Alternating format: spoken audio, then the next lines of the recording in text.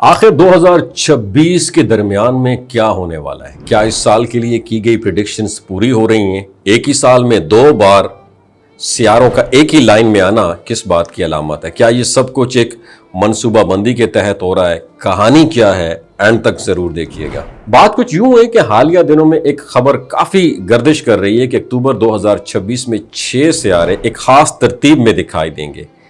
تو ہم جس دور میں جی رہے ہیں وہ تیز رفتار تبدیلیوں کا دور ہے۔ چند سال پیچھے جائیں تو ہمیں لگتا ہے جیسے دنیا نے اچانک کروٹ لی ہے۔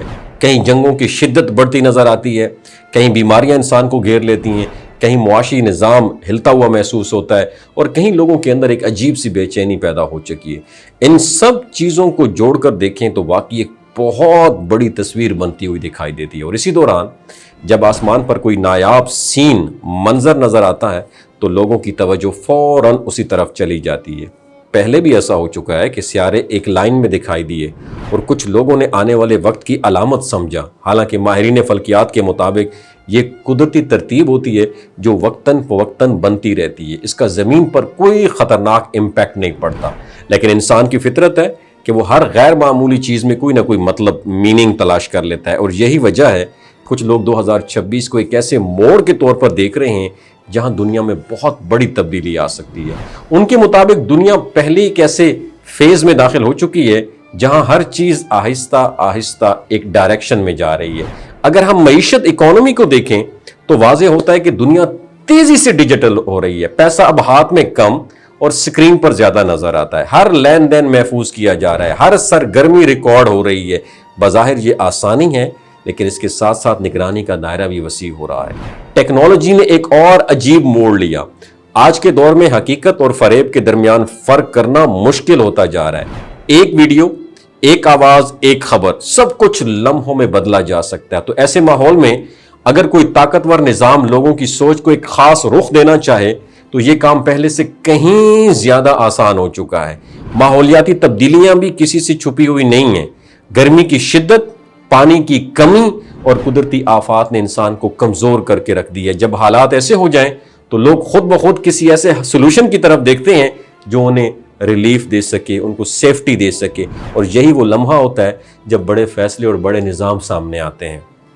کچھ لوگوں کا خیال یہ ہے جب بے چینی حد سے بڑھ جائے گی تو ایک ایسا سسٹم ابھرے گا جو خود کو حل کے طور پر پیش کرے گا، اور ساتھ اس سوچ کو کچھ افراد 2026 کے ساتھ بھی جوڑ کر دیکھ رہے ہیں۔ لیکن یہاں رک کر سوچنا ضروری ہے، کیا ہر اندازہ حقیقت بن جاتا ہے؟ کیونکہ سائنس ہمیں بتاتی ہے کہ سیاروں کی ترتیب ایک معمول کا فلکیاتی عمل ہے۔ اس کا زمین پر نہ تو زلزلوں کے ساتھ کوئی کنیکشن ہے، نہ ہی کسی عالمی ڈیزاسٹر تباہی کے ساتھ کوئی کنیکشن ہے۔ اس لیے اسے خوف کی بنیاد بنانا ہرگز درست نہیں ہے۔ اسلام بھی ہمیں یہ سکھاتا ہے کہ بغیر تحقیق کے کسی بات کو قبول نہ کیا جائے، اور قرآن کی تعلیم بھی یہی ہے کہ خبر کو پرکھا جائے، سمجھا جائے، پھر اس پر اپنی رائے قائم کی جائے، اور مستقبل کا مکمل علم صرف اللہ تعالیٰ کے پاس ہے، اور کسی بھی تاریخ کو یقینی طور پر کسی بڑی تبدیلی کے ساتھ کنیکٹ کر دینا محض قیاس آرائی ہے۔ لیکن یہاں ایک منٹ کے لیے سوچیں کہ ٹیکنالوجی کے ذریعے سب کچھ کنٹرول کرنا اور اپنی مرضی کی چیزیں دکھانا، یہ دنیا کی بے چینی اور حالات کو ایک نئے موڑ کے لیے تیار کرنا، یہ سب اتفاق ہے یا پھر آخری فتنہ دجال کے لیے رستہ ہموار کیا جا رہا ہے؟ کیونکہ اکتوبر تک بہت ساری چیزیں ایک ترتیب میں آ جائیں گی، لیکن ایک مومن کے لیے اصل کامیابی یہ نہیں ہے کہ وہ آنے والے واقعات کا اندازہ لگائے، بلکہ یہ ہے کہ وہ ہر حال میں اپنے ایمان کو مضبوط کرے۔ نبی کریم صلی اللہ علیہ وسلم نے ہمیں یہ سکھایا کہ جب حالات مشکل ہوں تو صبر اختیار کرو، دعا کرو، اللہ پر بھروسہ کرو۔ آسمان پر نظر آنے والے یہ مناظر ہمیں ڈرانے کے لیے نہیں، سوچنے کے لیے ہوتے ہیں، اور ہمیں یہ یاد دلاتے ہیں کہ اس کائنات کا ایک سسٹم ہے، ایک خالق ہے، اور ہم سب اسی کے محتاج ہیں۔ اب سوال یہ نہیں کہ 2026 میں کیا ہونے والا ہے، اصل سوال یہ ہے ہم خود کو کس حد تک پریپیئر کر رہے ہیں، علم کے ساتھ بھی اور ایمان کے ساتھ بھی۔ وما علینا الا البلاغ المبین۔